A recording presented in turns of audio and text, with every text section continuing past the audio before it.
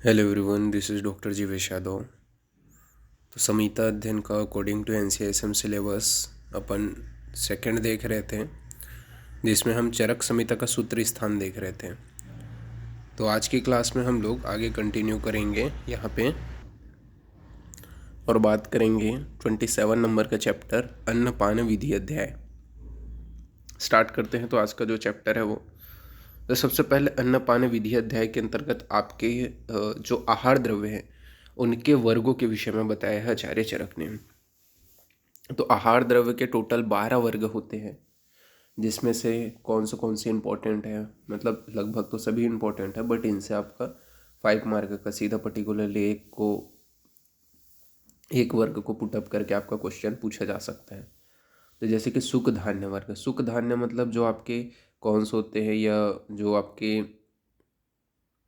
जो मोनोकोटिलिडन्स होते हैं, ठीक है, उनको क्या है सुख धान्य वर्ग के अंतर्गत रखा गया है। जैसे कि आपका रक्तशाली हो गया, रक्तशाली जो है वो श्रेष्ठ, उसमें भी कौन सा है, रक्तशाली में भी जो श्रेष्ठ है वो कौन है, गेहूँ है।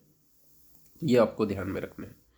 फिर समीधान्य, समीधान्य में जो आपके पल्सेस होते हैं, ठीक है, या फिर आपको डाइकोटिलिडन जो होते हैं उनको रखा गया है। इसके अंतर्गत जैसे मूंग हो गया, उड़द हो गया, ठीक है, चना हो गया, तिल हो गया, अरहर हो गया, ये सभी किसके अंतर्गत आते हैं, तो ये समीधान्य के अंतर्गत आपके रखे गए हैं।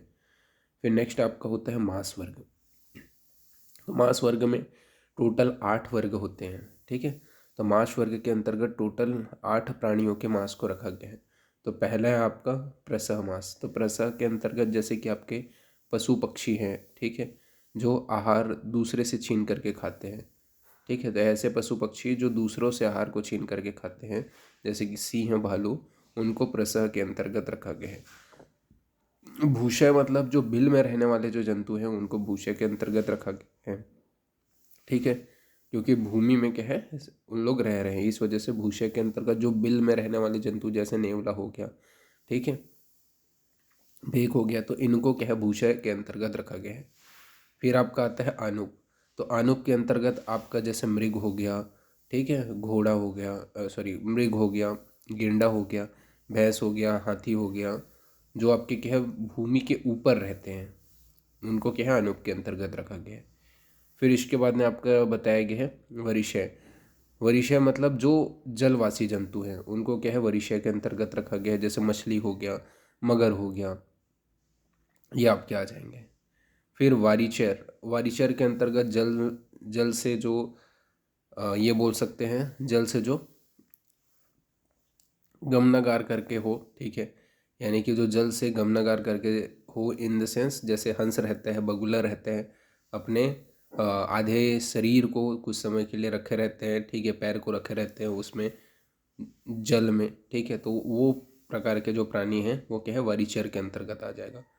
फिर जंगल के अंतर्गत जो जंगल भूमि में रहते हैं जो पशु, जैसे कि आपका खरहा हो गया, ऋष्या हो गया, ये सभी आपके जंगल के अंतर्गत आते हैं। फिर विष्कर, विष्कर के अंतर्गत आपका जैसे पक्षी चोंच से जो खुरद खुरद करके खाना खाने वाले होते हैं, ठीक है, वो क्या है आपके विष्कर के अंतर्गत आएंगे। जैसे ही मुर्गा हो गया, ठीक है, लावा हो गया, ये सभी आपके विष्कर के अंतर्गत आते हैं। फिर आता है आपका प्रदूत। तो प्रदूत मतलब जो पक्षी चोंच या पैर से बार बार आघात करके आहार करें, ठीक है, जैसे कि गीद हो गया, मैना हो गया, पारावत कबूतर हो गया। तो ये क्या करते हैं, ये जो प्राणी होते हैं, जो पक्षी होते हैं, जो चोंच या पैर से बार बार के आघात करके आहार को करते हैं, वो आपके आते हैं। इसके अलावा आपका शाक वर्ग हो गया, जिसके अंतर्गत सभी शाक को रखा गया है। फल वर्ग हो गया, जिसके अंतर्गत सभी प्रकार के फलों को रखा गया है। हरित वर्ग हो गया मध्य वर्ग हो गया, जल वर्ग हो गया। तो जल वर्ग में विभिन्न प्रकार के जो जल हैं, इंद्रजल, भौम जल, ठीक है, इस टाइप से डिवाइड किया गया, उनको रखा गया है। मध्य में आपके आसावरिष्ठ को रखा गया है। तो ये आपके थोड़ा सा इसको आपको बुक से भी डिटेलिंग देखना है। मैंने यहाँ पे वर्ग को जो जो इम्पोर्टेंट है उनको ही थोड़ा थोड़ा एक्सप्लेन किया है। जैसे कि गोरस वर्ग या दुग्ध वर्ग, ये इंपॉर्टेंट है। तो जो आपके दुग्ध वर्ग है उसके अंतर्गत 8 प्रकार के प्राणियों के दूध को सम्मिलित किया गया है। जैसे कि गाय का दूध हो गया, भैंस का दूध हो गया, ऊँटनी का दूध हो गया, घोड़ी का दूध हो गया, बकरी का दूध हो गया, भेड़ का दूध हो गया, हथनी का दूध हो गया और स्त्री दूध हो गया। ये जो है 8 जो प्राणी हैं उनका जो दूध है उनको यहाँ पे आपका गोरस वर्ग के अंतर्गत रखा गया है। इच्छु विकार वर्ग, यानी कि जो आपका गन्ना है उससे बनने वाले जो विकार है, जैसे गुड़ वगैरह हो गया, शक्कर हो गया, उनको क्या है, इच्छु वर्ग के अंतर्गत रखा गया है। इसके अलावा आता है आपका कृतान्य वर्ग। फिर आता है आपका आहार उपयोगी वर्ग। तो आहार उपयोगी वर्ग के अंतर्गत जैसे कि आपका जो हो गया, जैसे कि मलबद्ध कर होते हैं, ठीक है, स्थिरता कर होते हैं, कषाय तथा बलवर्धक होते हैं, कफज रोगों का नाश करते हैं, ठीक है। तो ये आपको याद रखना है। तो मतलब यहाँ पे कुछ स्पेसिफिक गुण बताए गए हैं, जैसे आहार उपयोगी वर्ग हो गया, ठीक है। तो ये टोटल 12 वर्ग हैं जो बताए हैं आचार्य चरक ने।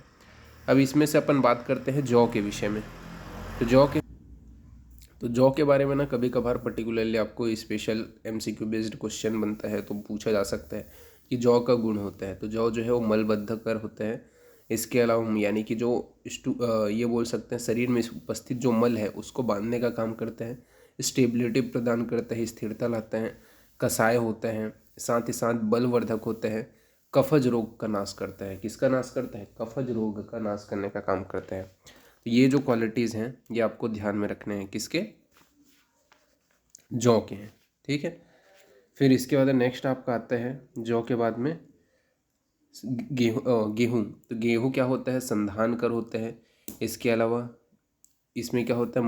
मधुरपन होते हैं, शीतवीर्य वाला होता है, वात सामक होता है तथा वृक्ष होता है। ये गेहूँ के लिए बताया गया है। अरहर जो होता है वो कफ पित्तनाशक होता है तथा वात कारक होता है। इसके अलावा मयूर का जो मांस होता है वो नेत्र कान धारण शक्ति के लिए होता है। तीतर का जो मांस होता है वो वात प्रधान होता है, सन्निपातिक ज्वर में प्रयोग करते हैं। मुर्गा का जो मांस होता है वो शुक्रवर्धक होता है। कबूतर का जो मांस होता है वो रक्त पित्तवर्धक होते हैं। नर का जो मांस है वो गुरु तथा मादा का जो मांस होता है वो लघु होते हैं। अमरूद यानी कि पारावत का जो मांस होते हैं वो मधुर शीत अम्ल उष्ण होते हैं। कच्चा आम जो होता है वो रक्त पित्तवर्धक होता है, जबकि तरुण आम जो होता है वो पित्त को बढ़ाता है। पका हुआ जो आम होता है वो वात नाशक होता है, शुक्र तथा बलवर्धक होते हैं। ये यहाँ पे आपका बताया गया है। विभितिकी जो होता है वो पित्तनाशक होता है, ठीक है। जबकि आकाशीय जो जल होते हैं, इसको थोड़ा सुधार लेना, यहाँ पे थोड़ा सा ये पीडीएफ में स्टार्टिंग के पेजेस थोड़ा ब्लर आ गए हैं, ठीक है। तो आकाशीय जो जल होता है उसके बारे में बताया गया है कि उष्ण होते हैं, शीत होते हैं, आकाशीय जो जल होता है वो शीत होता है, ठीक है। इसके अलावा सुखकर होता है, स्वादु होता है, विमल होता है, वो लघु होता है।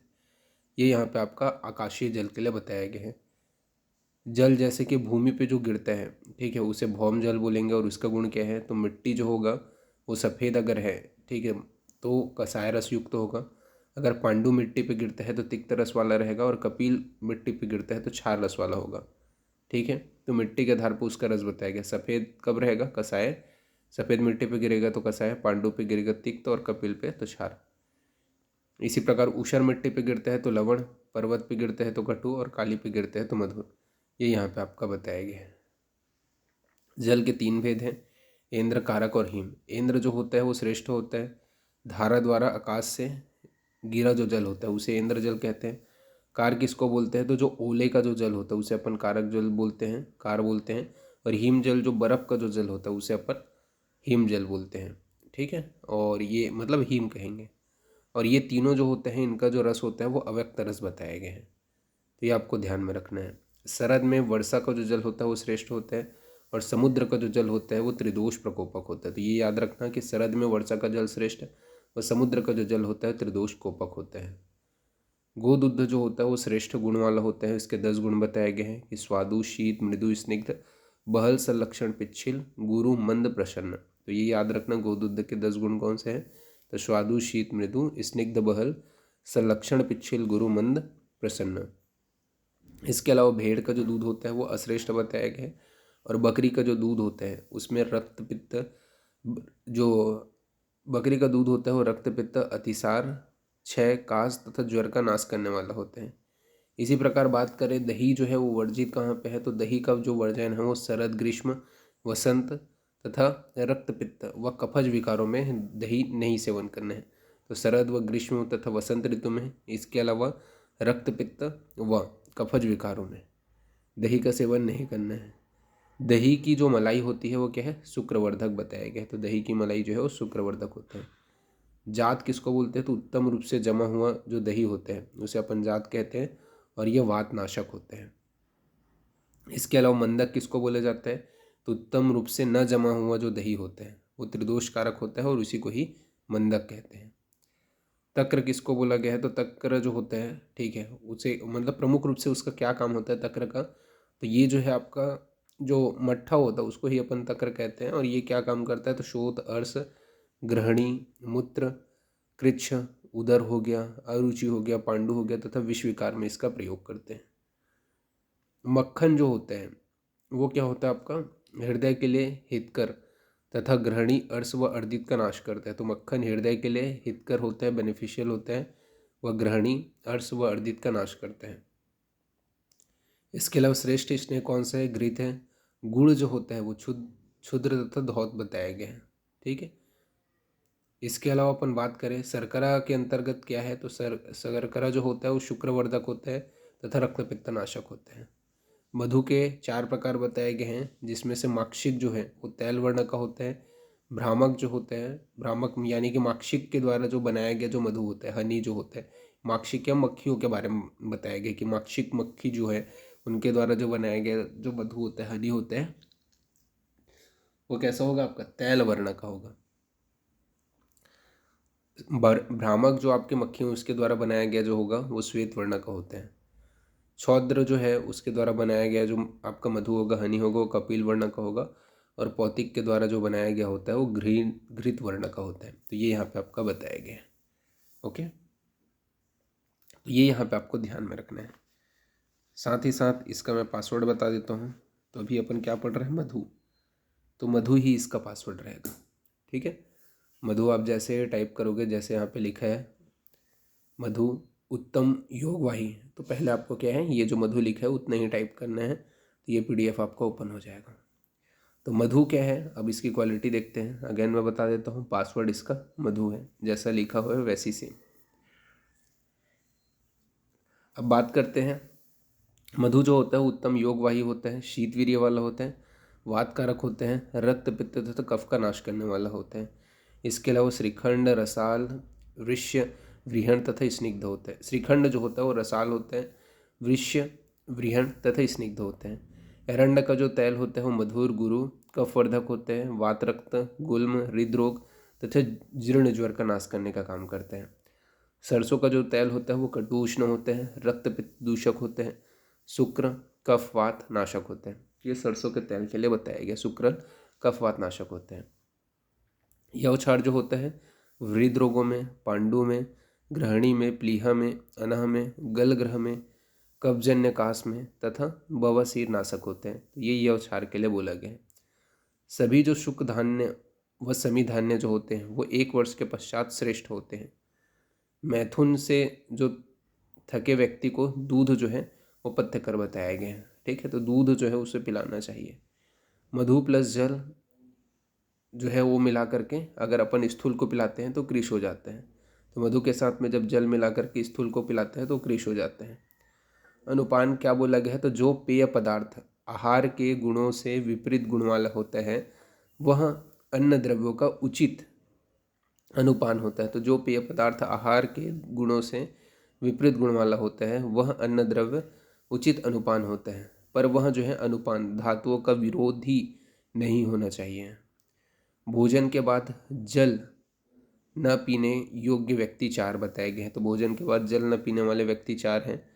कौन कौन है जिनको नहीं पीने हैं भोजन के बाद जल? तो अगर कोई ऊर्ध्व जत्रुगत विकार से पीड़ित है, ठीक है, ये एंटी से रिलेटेड कोई प्रॉब्लम है, या वात रोग से पीड़ित है, हिचकी से पीड़ित है, श्वास से पीड़ित है, काश से पीड़ित है, तो इनको भोजन के बाद जल का पान नहीं करना चाहिए। फिर अन्नपान विषयक परीक्षा भाव। तो अन्नपान विषयक परीक्षा भाव की संख्या 9 बताई गई है। किनका परीक्षा करना है? तो चर मतलब देश का परीक्षा करना है, शरीर अवयव का परीक्षा करना है, स्वभाव का परीक्षा करना है, धातुओं का परीक्षा करना है, क्रिया का परीक्षा करना है, लिंग का परीक्षा करना है, प्रमाण का परीक्षा करना है, संस्कार का परीक्षा करना है और मात्रा का परीक्षा करना है। इसके अलावा बल, आरोग्य, आयु और प्राण अग्नि के आश्रित होते हैं। तो ये सारी चीज़ें यहाँ पे आपकी बताई गई हैं। तो इस प्रकार से ये जो आपका 27 जो चैप्टर है वो यहाँ पे आपका फिनिश होता है, ठीक है। नेक्स्ट जो क्लास होगा उसमें अपन अब आगे का कंटिन्यू करेंगे। ओके, आज के लिए इतना ही। Thank you class.